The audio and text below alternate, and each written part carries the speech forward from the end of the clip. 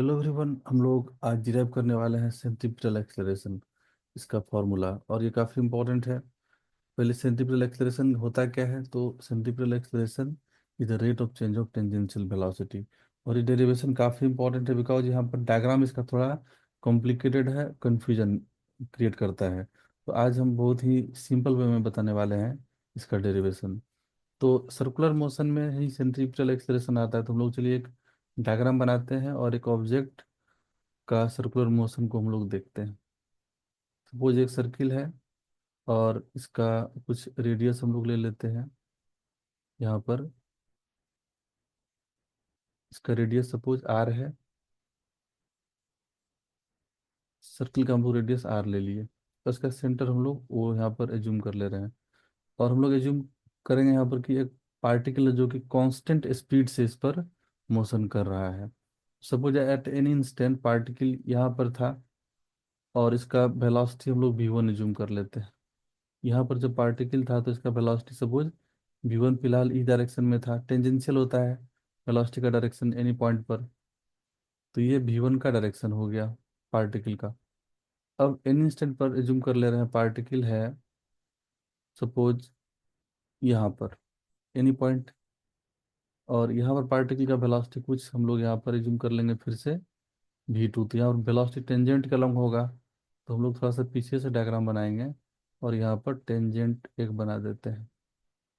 तो इस पॉइंट पर इसका वेलोसिटी का डायरेक्शन हो गया v2। डायग्राम को हम लोग बैकवर्ड प्रोड्यूस करके बनाए हैं बिकॉज अभी हम लोग इसमें ज्योमेट्री अप्लाई करेंगे। देखिए, ये पॉइंट ओ है, सपोज ये पॉइंट है ए और ये पॉइंट है बी।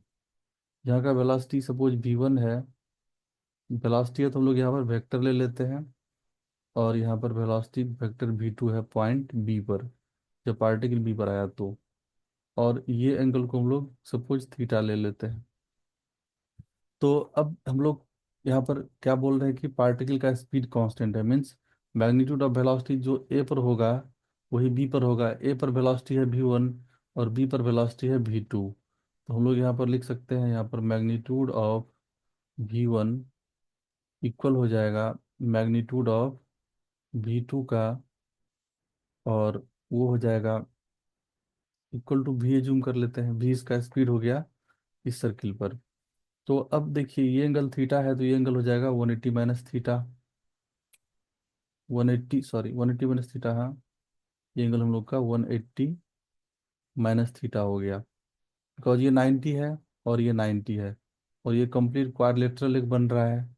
ओ ए बी एक ट्रायंगल है। यहाँ पर कोई पॉइंट ऑफ इंटरसेक्शन हम लोग क्यू ले लेते हैं या फिर हम लोग इसको टी ले लेते हैं सपोज पॉइंट ऑफ इंटरसेक्शन। तो ओ ए टी बी एक क्वाड्रिलेटरल है, इसलिए ये थीटा है तो ये 180 माइनस थीटा होगा। और ये एंगल फिर हो जाएगा इसका थीटा बिकॉज टोटल 180 डिग्री होता है। ये एंगल थीटा हो गया। अब देखिए v1 वेक्टर और v2 वेक्टर के बीच का एंगल कितना है? थीटा है बिकॉज v1 और v2 को हम लोग देख रहे हैं टेल टेल अरेंजमेंट करके, तभी एंगल देखेंगे। तो ये v2 का टेल जहाँ पर है v1 का टेल भी वहाँ पर है, तो ये एंगल जो हो जाएगा थीटा। ये angle between v1 and v2। अब हम लोग यहाँ पर एक वेलोसिटी ट्रायंगल बनाएंगे इस डायग्राम से सर्कुलर मोशन का। तो देखिए वेलोसिटी ट्रायंगल हम लोग अभी कंस्ट्रक्ट कर रहे हैं पार्टिकल का।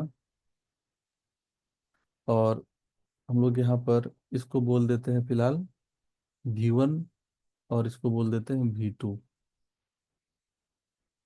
v1 वेक्टर v2 वेक्टर और इसके बीच का एंगल थीटा है यहाँ पर। और v1 का जो मैग्नीट्यूड होगा वो v1 का मैग्नीट्यूड वही v2 का है, दोनों इक्वल है तो v बोल देते हैं। और हम लोग यहाँ पर अगेन ये वाला साइड को हम लोग क्या बोल सकते हैं? v2 माइनस v1 बोल देंगे। ट्रायंगल ऑफ वेक्टर डिस्टेंस ये हो जाएगा हम लोग का v2 माइनस v1। और हम लोग इसको डेल्टा v वेक्टर भी बोल सकते हैं, चेंज इन वेलोसिटी। तो अब देखिए यहाँ पर ट्रायंगल हम लोग का एक, अगर इस सर्किल में हम लोग देखते हैं तो इसको ज्वाइन पहले एक बार कर लेते हैं, फिर हम लोग को एक अच्छा यहाँ से इंफॉर्मेशन मिलने वाला है। देखिए ये एंगल थीटा है, ये एंगल भी थीटा है, ये साइड लेंथ इक्वल है, ये साइड लेंथ इक्वल है, तो ये और ये एंगल भी इक्वल होगा। तो ये एंगल अगर हम लोग अल्फा जूम करेंगे, अल्फा या बीटा कुछ भी जूम कर लेते हैं, बीटा जूम कर लेते हैं, तो ये एंगल भी बीटा हो जाएगा। अब देखिए, ये दोनों ट्रेंगल सिमिलर है, ये जो वेलोसिटी ट्रेंगल बना और यहाँ जो ट्रेंगल है सर्किल पर, ये दोनों सिमिलर ट्रेंगल है, बिकॉज ये एंगल थीटा, ये एंगल थीटा है, ये साइड लेंथ सेम है। तो ये एंगल भी बीटा हो जाएगा और ये एंगल भी बीटा हो जाएगा। अब हम लोग को यहाँ पर करना क्या है, दोनों similar triangle O A B, और इसका कुछ नाम दे दे रहे हैं हम लोग यहाँ पर, इस सिमिलर ट्रेंगल का कुछ ए बी सी कुछ ऐसे नाम दे देते हैं। ए, यहाँ पर ए तो हम लोग ले लिए ऑलरेडी, इसको दे देते हैं पी क्यू और आर। ये दोनों सिमिलर ट्रेंगल है, triangle O A B similar triangle P Q R, दोनों सिमिलर ट्रेंगल है। और एक चीज हम लोग यहाँ पर, ए बी का जो ये लेंथ है, इसको हम लोग डिस्प्लेसमेंट डेल्टा एस ले लेते हैं। ए बी को हम लोग डेल्टा एस बोल दिए। और यहाँ पर क्यू आर क्या है, डेल्टा भी है। ये डेल्टा एस हम लोग इस लेंथ को ले लिए। और क्यू आर का जो लेंथ हो जाएगा, क्यू आर का लेंथ वो हो जाएगा कितना, डेल्टा भी का मैग्नीट्यूड, डेल्टा भी वेक्टर का, और उसको हम लोग डेल्टा भी लिख सकते हैं। अब देखिए, हम लोग देखेंगे, लिखते हैं in similar triangle O A B and P Q R, ये दोनों सिमिलर ट्रेंगल में हम लोग अब साइड का रेशियो इक्वल कर लेते हैं। तो हम लोग लिख सकते हैं यहाँ से A B divided by Q R या आर क्यू। तो हम लोग ऐसे लिख सकते हैं A B divided by Q R equal to O A divided by P Q. अब पी क्यू का जो लेंथ हो जाएगा कितना हो जाएगा, ये वी वन वेक्टर का मैग्नीट्यूड।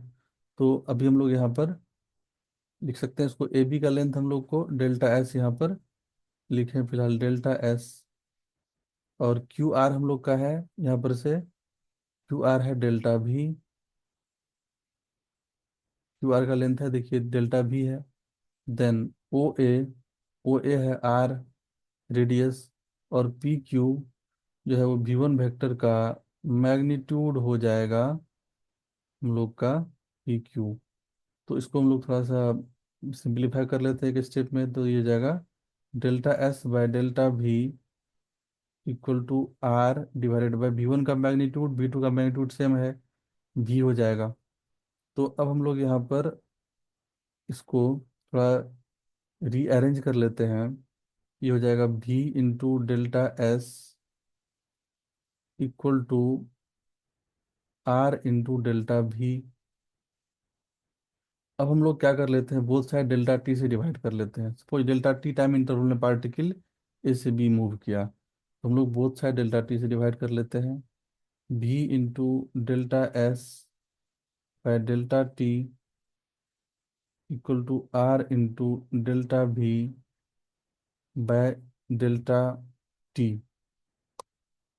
तो अब हम लोग यहाँ पर ले लेते हैं limit both side delta T tend to zero, delta T tend to zero, both side हम लोग लिमिट ले लेते हैं delta T tending to zero, both side.